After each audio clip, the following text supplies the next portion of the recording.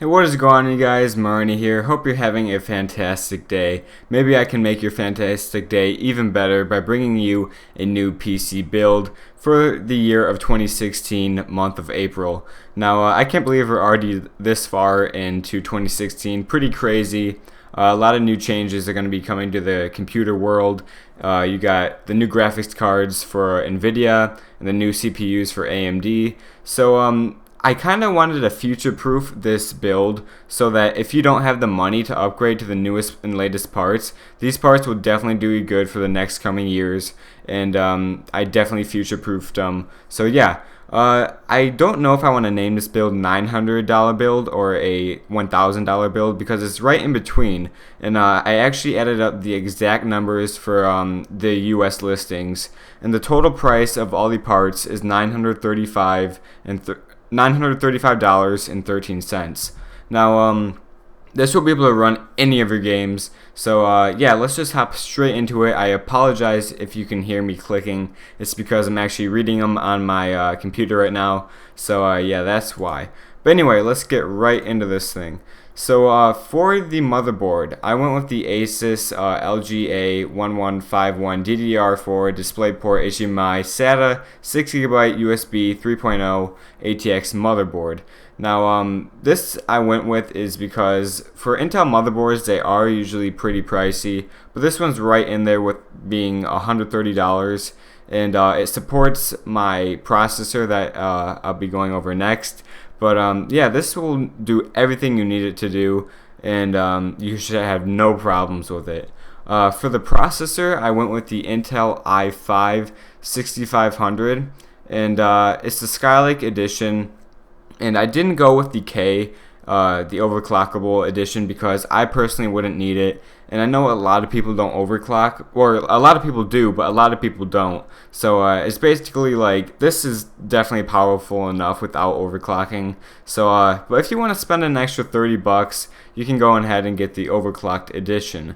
But yeah, it's 3.2 gigahertz. Pretty fast, and it's the latest architecture that Intel has created. So yeah, you're definitely up to date with this. Going on to the RAM. So I went with the Kingston HyperX Fury 16GB kit. I know some of you might be like, why didn't I go with like 8, since that's really all you need? But again, I said it's future proofing, so this will really help you out. And games are getting larger and larger, so this will definitely help in the long run. And it is DDR4, so it's very, very fast and the latest model of RAM, so you are good to go with that. Next up here, we got the hard drive. So I went with the just a normal basic 1TB hard drive blue, and not much to say about that. 7200 RPM, pretty decently fast, 3.5 inches. And this will do you just well enough to have all your movies, your music, and most games will fit on this. If you really want to go a little farther, you can go with a 2TB because games are getting larger files. So if you play a ton of games, I would recommend going with the 2TB. But this should do you just fine, coming in at $53.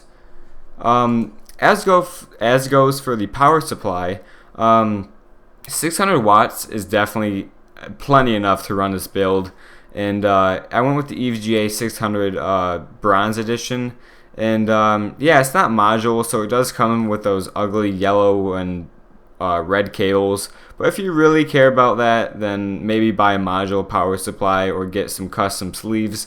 But if you really don't care, then this should be just fine. And it's not the best if you are gonna upgrade your computer in the future, but it should definitely keep all your parts running for as it is for this build.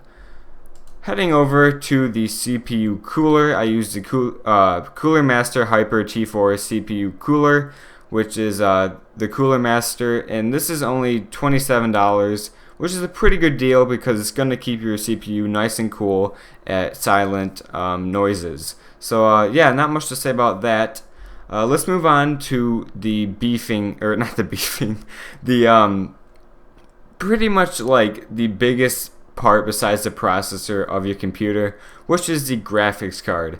Now, I went with an NVIDIA card last build I made, so I wanted to switch it up and go with the AMD because I hear a lot of great things about the graphics cards, especially price for performance. So this graphics card is the MSI R9 390 8GB graphics card.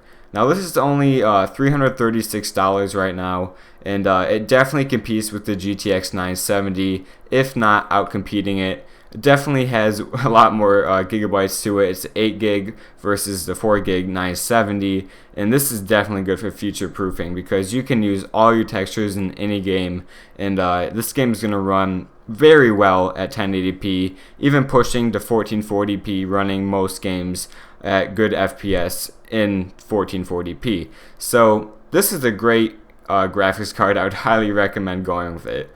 And yeah, it is an MSI version, so it's got like the white and black parts on it, which is pretty nice, and I like those colors.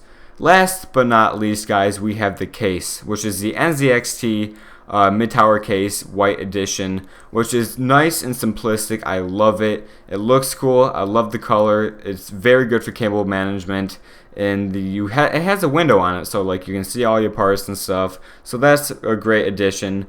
And this lovely case is only $65. So yeah, a pretty good case overall. Not much more to say about that again. And yeah, overall, this is a great build. And if you're looking for building a computer or buying parts that cost around $1,000, I would recommend going with this one. Listen to me, I'm a genius, guys. No, not really, but I do know some things about computers, and I think this is one of the best builds you can get out of $1,000. And anyway, guys, if you did enjoy this video, please remember to leave a like and subscribe. It helps tremendously, and I will catch all of you guys in the next video. Peace out.